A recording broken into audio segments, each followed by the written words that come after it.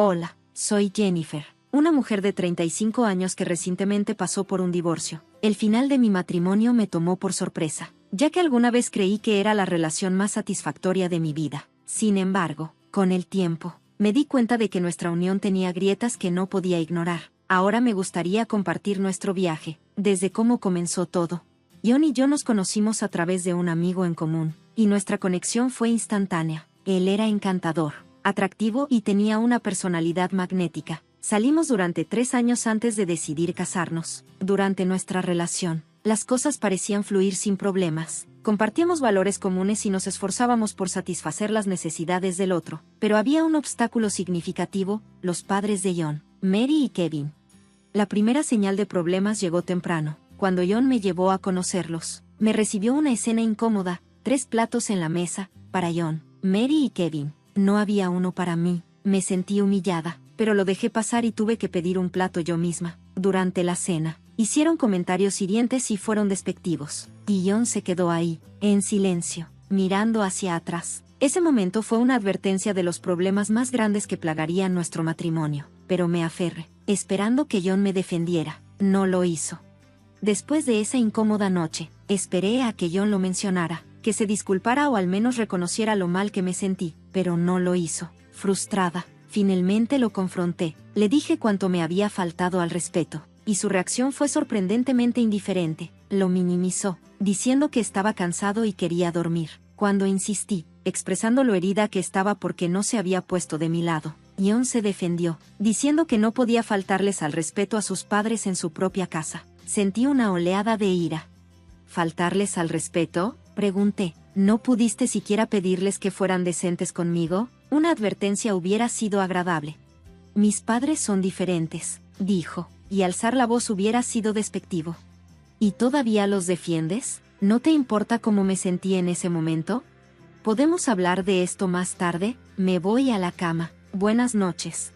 Me quedé ahí, sintiendo una aguda punzada de traición. Era evidente que no sentía remordimiento. Esperaba que tal vez se sintiera avergonzado y no supiera cómo manejarlo, pero en el fondo sabía que algo estaba mal. A la mañana siguiente, John actuó como si nada hubiera pasado. Yo seguía enojada, así que no le hablé durante una semana, esperando que se disculpara. Esa disculpa nunca llegó. Me di cuenta de que no valía la pena perder mi matrimonio por esto, así que enterré mis sentimientos. Dejé de lado el dolor y volví a hablarle, pero las cosas habían cambiado. Sin discutirlo, nunca volvimos a la casa de Mary y Kevin, y los evité tanto como pude. La próxima vez que los vi fue en nuestra boda. Mantuve mi distancia, pero eventualmente se acercaron a felicitarnos. No pasó mucho tiempo antes de que comenzaran a hablar de nuestros planes de luna de miel. Cuando mencionamos Hawái, ofrecieron pagar un viaje a París en su lugar, con la condición de que fueran con nosotros. Por más tentador que sonara, quería tiempo a solas con John, no un viaje familiar. Sintiendo la presión, me excusé y fui al baño, incómoda con toda la situación. ¿No se supone que una luna de miel es para crear momentos especiales juntos? Aunque Hawái no era París, seguía siendo un lugar hermoso que siempre había soñado visitar. Lo que me molestaba no era el destino, sino el hecho de que John tomó la decisión sin consultarme. Traté de sacudirme la decepción y disfrutar la recepción, pero el ambiente ya se había estropeado. Soporté el resto de la noche y el silencioso camino a casa, demasiado agotada para siquiera comenzar a explicar cómo me sentía.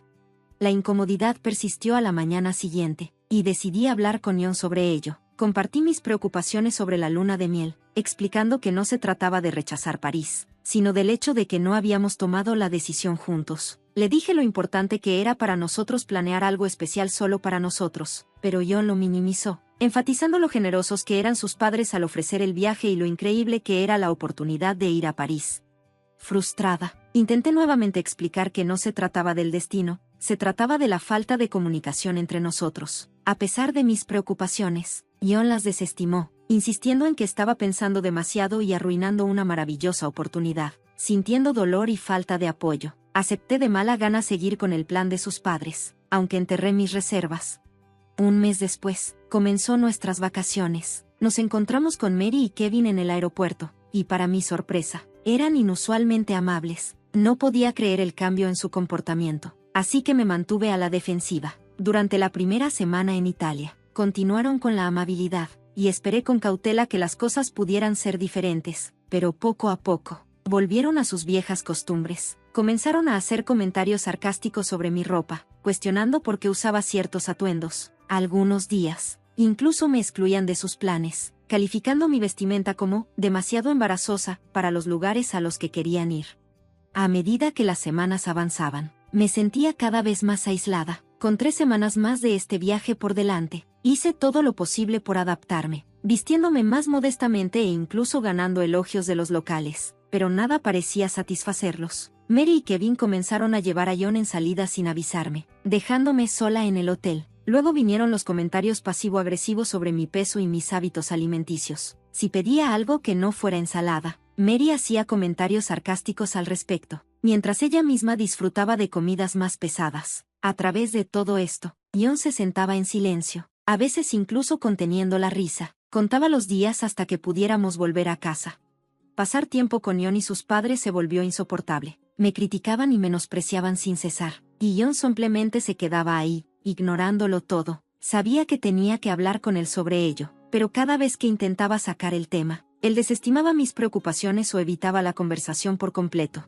En nuestro último día, tomé la iniciativa de reunir nuestros pasaportes y boletos para el vuelo de regreso. Cuando le pregunté a John dónde estaba mi boleto, se encogió de hombros y dijo que no lo tenía. Su respuesta no me pareció correcta, pero estaba demasiado mentalmente agotada para entender la situación. Fui a la habitación de Mary y Kevin, esperando que tuvieran mi boleto. Cuando le pregunté a Mary sobre nuestra salida, mencionó casualmente que ella, Kevin y John se irían en 3 horas. Me quedé atónita. ¿Qué hay de mi boleto?, pregunté. Oh, olvidamos comprar uno para ti, respondió Mary, como si no fuera gran cosa. Choqueada y molesta, le insistí sobre cómo podían olvidar algo tan importante. Mary lo minimizó, diciéndome que no me preocupara, que comprarían mi boleto por separado, pero algo en toda la situación no se sentía bien. Desahogué mi frustración a John sobre ser ignorada, insistiendo en que no podía seguir apoyando a sus padres a mi costa. Cuando busqué ayuda con la situación del boleto, la madre de John insistió en que lo resolviera sola, intensificando aún más la tensión. John estaba atrapado entre su lealtad a sus padres y nuestra relación, dejándolo sin un camino claro hacia adelante. Al final, decidió ir a Turquía con ellos, dejándome a encontrar mi propio camino a casa. La noticia me golpeó como un puñetazo en el estómago. Al salir de su habitación, le supliqué a John que no me abandonara, pero él se dio la vuelta, visiblemente avergonzado. Me explicó que sus padres habían financiado el viaje con sus ahorros de jubilación y que sentía que no podía faltarle al respeto. Aunque estaba horrorizada, no podía ignorar lo irrespetuosos que estaban siendo sus padres conmigo. Las lágrimas llenaron mis ojos mientras lo veía empacar, su mirada apenas cruzándose con la mía, sin ofrecer disculpas ni siquiera una sugerencia para cubrir mi boleto de regreso. La urgencia de armar un escándalo era fuerte, pero me sentía demasiado humillada para actuar. Cuando llegó el momento de irse, John caminó con la cabeza baja, mientras Mary y Kevin se despidieron con alegría. Me quedé furiosa y sola en un país extranjero. Después de soportar sus comentarios y el silencio de John durante todo un mes, había llegado a mi punto de quiebre. La venganza de repente parecía una necesidad convincente, y sabía exactamente cómo lograrla. Descubrí que la estabilidad financiera de John había venido a costa de la jubilación de sus padres. Su hipoteca era asumible y ellos se la habían transferido cuando él se volvió estable. Ahora, estaban ahogados en deudas y la casa estaba al borde de la ejecución hipotecaria. John me nominó como la próxima dueña, citando mis mayores ingresos y excelente crédito. Llamé a mi mejor amiga Nancy, cuyo esposo, Benjamin, se especializaba en derecho de propiedad. Durante una llamada de FaceTime, trazamos un plan, detallando cómo había sido la única responsable de pagar la hipoteca desde la nominación de John. Al principio, acepté su falta de contribuciones, pensando que se merecía un poco de comodidad financiera, pero después de 7 meses de su neglecto, lo confronté, solo para ser recibida con acusaciones de celos por su estilo de vida. Era hora de tomar el control, antes de la hipoteca. Tenía mi propia vida y debería haber visto las señales de alerta sobre el carácter de John. Hablar con Benjamin me abrió los ojos a la absurdidad de mi situación. Expresó su incredulidad de que no hubiera reconocido la verdadera naturaleza de John antes de casarme con él. Admití que estaba cegada por el amor.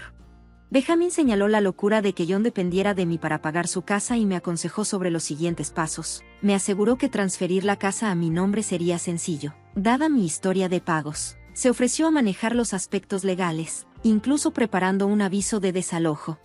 Agradecida por su apoyo, me prometí a mí misma estar más alerta en el futuro, sabiendo que John y sus padres tendrían una larga escala en Turquía. Planeé mi movimiento con cuidado. Tenían la intención de quedarse en un hotel del aeropuerto en Estambul, y aunque al principio esperaba el viaje, ahora lo veía como una oportunidad para entregarles el aviso de desalojo a su regreso.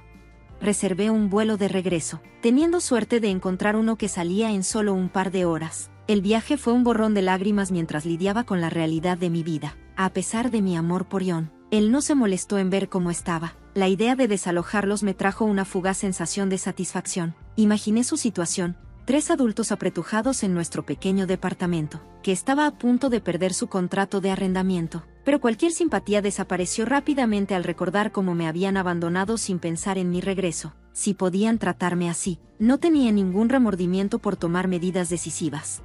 Tan pronto como aterricé, puse mi venganza en marcha, revisando el estado de vuelo de John y sus padres. Vi que partirían en 3 horas. Impulsada por la adrenalina, fui directo a la casa de Mary y Kevin, usando la llave de repuesto escondida debajo de la alfombra. Entré y los desperté.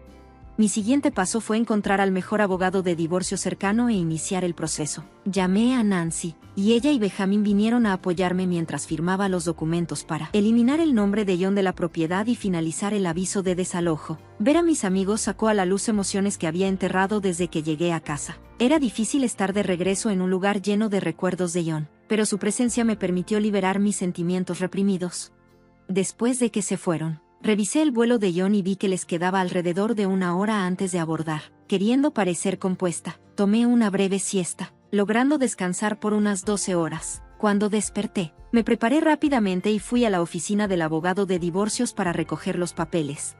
Al regresar, solo tenía 1 hora antes de que John y sus padres volvieran. Mi corazón latía con fuerza a medida que se acercaba su llegada, pero me armé de valor para lo que estaba por venir. Cuando entraron por la puerta, su sorpresa al encontrarme en su casa era palpable. Ignorando sus preguntas, declaré audazmente mi intención de que se fueran. Su confusión rápidamente se convirtió en alarma, con Mary y Kevin exigiendo una explicación.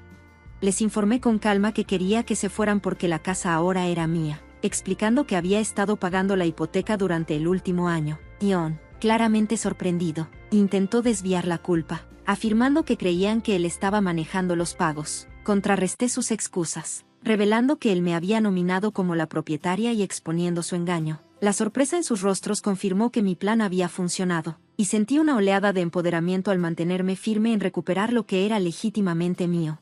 Dejé claro que John estaba excluido de la propiedad debido a su constante falta de contribución, solidificando mi reclamo sobre la casa. Les pedí firmemente que desocuparan el lugar, ignorando sus súplicas y protestas. Estaba resuelta, advirtiéndoles sobre la posible intervención de la policía si se negaban a irse. Justo antes de que se marcharan, le entregué a John los papeles del divorcio, expresando mi negativa a quedarme con alguien que me había explotado y no me había apoyado cuando más lo necesitaba. A pesar de sus desesperados intentos por disculparse y suplicar otra oportunidad, el daño emocional era demasiado profundo para la reconciliación. Verlos irse me llenó de satisfacción, aunque sabía que sanar del dolor y la traición tomaría tiempo. Había recuperado el control de mi vida. Me negaba a permitir que John y sus padres dictaran mi felicidad. Esta fue mi victoria definitiva. En los meses siguientes, John intentó impugnar el divorcio, pero rápidamente retrocedió al darse cuenta de la carga financiera que eso implicaría. La última vez que supe, habían buscado refugio con familiares mientras intentaban encontrar un lugar que pudieran pagar. Mary y Kevin volvieron a trabajar para mantenerse. Aunque fue desalentador verlos luchar, sirvió como una lección para ellos sobre meterse con alguien que alguna vez ofreció una mano amiga. Desde que me separé de ellos, mi vida ha florecido con mayor felicidad. Ocasionalmente, resurgen recuerdos de sus acciones, pero encuentro consuelo en la satisfacción de haber tomado una posición y reclamado mi vida.